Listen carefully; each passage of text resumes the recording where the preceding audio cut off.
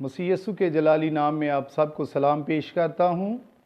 मैं पास्टर मुश्ताक आज आपको क्वाइट टाइम यानी हकीकी ज़िंदगी में से एक हवाला पढ़ने को हूँ, और वो है याकूब उसका दूसरा बाब, उसकी 20वीं आयत से लेकर 26वीं आयत तक। इसमें इन आयात में हम सीखते हैं कि ईमान बग़ैर इमाल के मुर्दा है, बिल्कुल बेकार है। खुदा का कलाम हमें ये बताता है कि हम शरीयत के अमाल के मुताबिक नहीं, बल्कि हम ईमान से रासबाज ठहरते हैं, और वो हम ईमान है मसीह यीशु पर ईमान लाना। आज की ये जो 7 आयात हैं, ये हमें सिखाती हैं कि हमारे ईमान के साथ साथ हमारे ईमाल का होना ये बहुत ज़रूरी है। लोग सिर्फ ईमान ही से नहीं, बल्कि हमारे नेक ईमाल से जानेंगे कि हम यीशु मसीह के शागिर्द हैं। खुदा का बंदा अब्राहम अपने अमाल और अपने ईमान के वसीला से रासबाज ठहरता है। पहले वो ईमान लाता है और फिर वो अपने अमाल के ज़रिए, यानी जब खुदा उसे उसके बेटे की कुर्बानी के लिए कहता है, तो वो ईमान के साथ कुर्बान करने के लिए तैयार हो जाता है, और अपने ईमान और अमाल की वजह से वो रासबाज ठहरता है।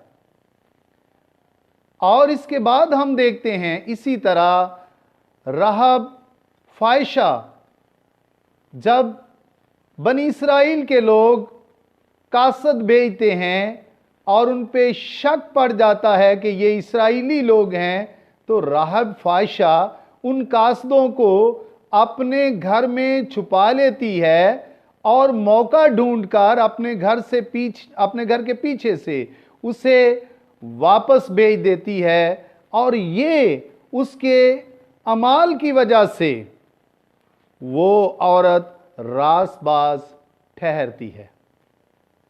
खुदा का कलाम हमें बताता है कि जिस तरह हमारा बदन रूह के बगैर मुर्दा है, उसी तरह हमारा ईमान बगैर अमाल के मुर्दा है। अगर हम कहें कि हम अपने ईमान के वसीला से रासबाज ठहरते हैं, तो खुदा का कलाम इसी बाब में उसकी 19वीं आयत में हमें यह बताता है कि ईमान तो शयातीन भी खुदा पर रखते हैं और वो थरथराते और कांपते हैं। लेकिन आज खुदा का कलाम हम पे ये वाज़े करता है कि हमारे ईमान के साथ साथ जब तक हमारे अमाल शामिल ना हो, हम रासबाज नहीं ठहर सकते, हम नजात हासिल नहीं कर सकते। आज हमें ज़रूरत है कि हम अपनी रूहानी ज़िंदगी पर गौर करें और देखें कि क्या हम रूहानी तौर पर जिंदा हैं या मुर्दा हैं। क्या हम सिर्फ मसीह यीशु पर ईमान ही रखते हैं, या अमाल के वसीला से रासबाज ठहरने के काबिल बन जाते हैं। हमें इस बात को सोचने की ज़रूरत है, क्योंकि ईमान बगैर अमाल के बिल्कुल बेकार है। आएं आज के कलाम के फलदार होने के लिए दुआ करें। ऐ अज़ीम खुदा, हम तेरा शुक्र करते हैं कि तूने हमें नजात दी, तूने हमें रासबाज ठहराया। खुदावंद, हमारे ईमान के वसीला से ही नहीं, बल्कि खुदा अमाल के वसीला से ईमान और ईमाल दोनों मिलकर हमें रासबाज ठहराते हैं।